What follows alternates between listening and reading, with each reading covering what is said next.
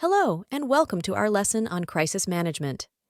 In this segment, we'll continue discussing crisis management phases. If the diagnosis process indicates that the performance implications of a detected problem fall within acceptable tolerances, the crisis management process terminates at that point. However, if a comparator perceives an unacceptable threat, the process progresses to the next stage, which involves formulating an appropriate response. This is the responsibility of a person who has the authority to make the necessary decision to bring actual performance levels back into line with project goals. A decision can only be made by one person, even though it may be with the advice of many. Decision-making problems. Problems of monitoring and diagnosis influence the efficiency of the decision-making process, but numerous problems are also peculiar to the process, such as conflicting advice, decision-making problems, dealing with external constituencies, irrationality, and reluctance to alter performance standards. Conflicting advice. Essentially, the decision-maker's task is to choose from a range of alternative courses of action. These decisions may be self-generated, or recommendations can come from specialist comparators who are more qualified to make such judgments. This creates the need to synthesize potentially conflicting advice from a wide range of comparators. Centralized decision-making authority. Crises are events of significant magnitude, and they would normally command the attention of higher-level decision-makers, such as the project manager and occasionally the client. The level of decision-making invoked is also likely to depend on the degree to which decision-making authority is decentralized. A decentralized structure facilitates lower-level decision-making. This issue of hierarchical location is an important consideration in crisis management because the closer the decision-makers to a threat, the faster the response, as the need for communication between organizational levels decreases. Highly centralized structures are slow to adapt to change.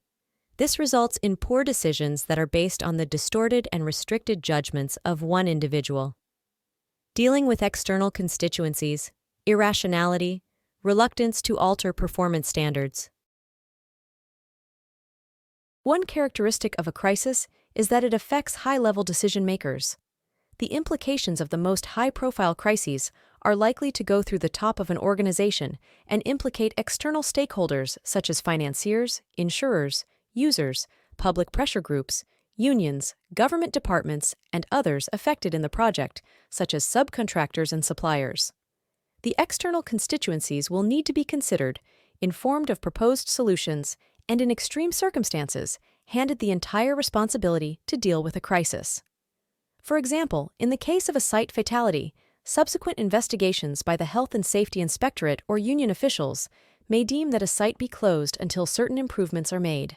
Similarly, in the case of bankruptcy, legally appointed company administrators, liquidators, or accountants may temporarily take responsibility for managing a project.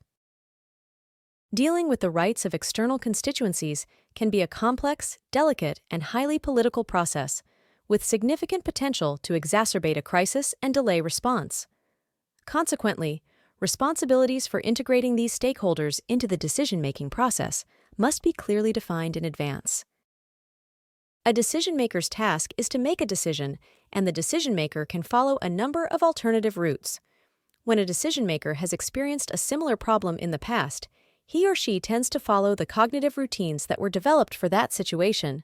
A decision-maker will make an automatic decision by relying on a predetermined response. In contrast, when a problem is unusual, non-routine, and not anticipated in people's cognitive routines, they tend to follow an analytical process, assessing the costs and benefits of various alternatives.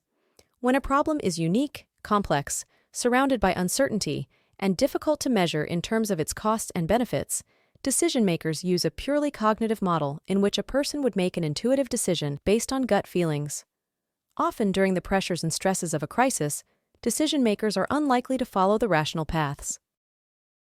A decision, whether it is automatic, analytical, or intuitive, should realign organizational performance and planned goals. With this goal, a decision-maker may legitimately decide to do nothing if there is a possibility of the deviation correcting itself in time. In most instances, something will have to change, and this can either be planned goals or existing performance levels. One other alternative is to attempt to reverse the force that is causing the deviation. While the pressures to alter performance rather than goals may be high on some major projects, it may be the opposite on other projects. Under the pressures of a crisis, standards that once appeared reasonable tend to appear unattainable and are likely to be relaxed because of the alleviating effect this produces. Crises have widespread social, technical, and monetary implications, and any decision is likely to require a significant change in these aspects of an organization. Technical implications relate to modifications in the physical routines of the project. Social implications relate to the way in which project members must alter their established patterns of relationships. And monetary implications relate to the extra resources required to implement those changes. In a highly interdependent organization, such changes are brought about through a network of communications that originates from a decision maker and spreads throughout the organizational structure. Implementation problems.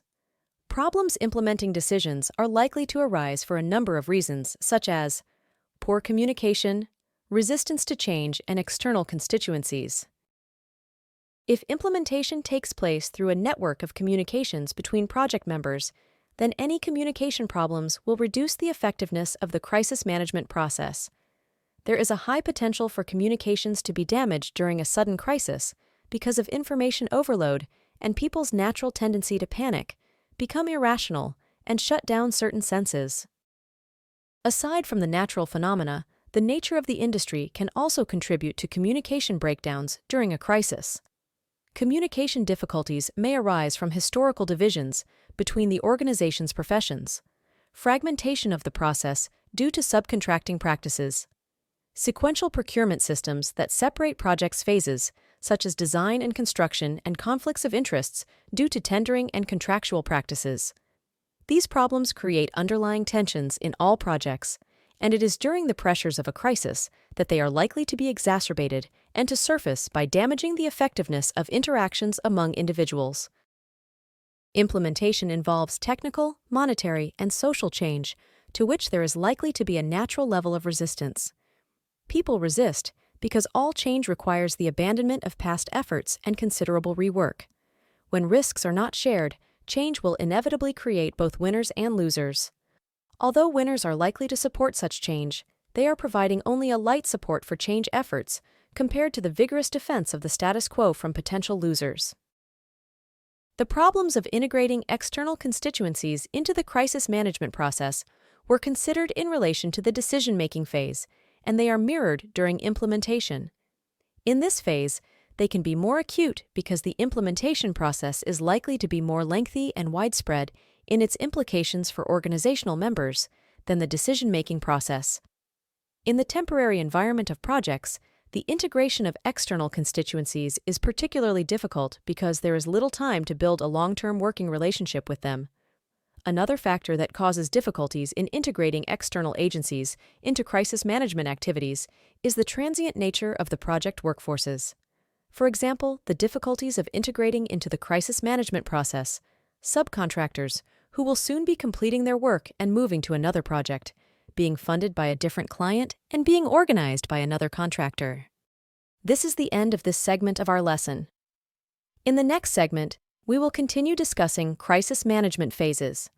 This course is presented to you by South Europe College. Thank you for listening, and see you on our next segment.